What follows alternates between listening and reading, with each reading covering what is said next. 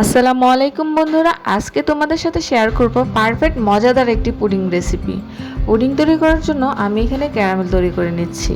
2 চা চামচ চিনি আর 1 চা চামচ পানি দিয়ে ক্যারামেল তৈরি করে নিচ্ছি। আর আমি কিন্তু এক্সট্রা কোনো পাতিলে ক্যারামেল তৈরি করছি না, যে মোল্ডে আমি পুডিং বসাবো সেই মোল্ডেই আমি ক্যারামেল তৈরি করছি। আর পুডিংটা তৈরি করার জন্য আমি মাত্র ব্যবহার করছি 1/2 লিটার দুধ আর 2টা ডিম আর 2 পিস পাউরুটি। এই দেখো আমার ক্যারামেলটা কিন্তু লালচে রঙের হয়ে আসছে। এর বেশি গাঢ় করলে কিন্তু পুডিংটা খেতে কিন্তু একদমই ভালো লাগবে না। সেজন্য তোমরা যখন পুডিং তৈরি করবে এরকম লালচে হয়ে আসলেই চুলার আঁচটা বন্ধ করে দিবে। আর এখন আমি 2 পিস পাউরুটি নিব, আর পাউরুটির সাইডের অংশটুকু ফেলে দিয়ে মাঝখানের অংশটুকু দুধের সাথে মিশিয়ে নিব। আর এখানে কিন্তু 1/2 লিটার দুধই আছে। আর এই 1/2 লিটার দুধের সাথে আমি স্বাদ মতো চিনি ব্যবহার করে জাল করে নিয়েছি।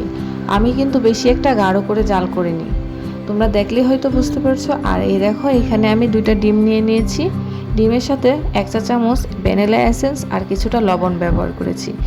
এই পর্যায়ে আমি ডিমগুলোকে ভালোভাবে ফেটিয়ে নিব। এই কাজটা তোমরা হ্যান্ড উইক্স দিয়েও করতে পারো।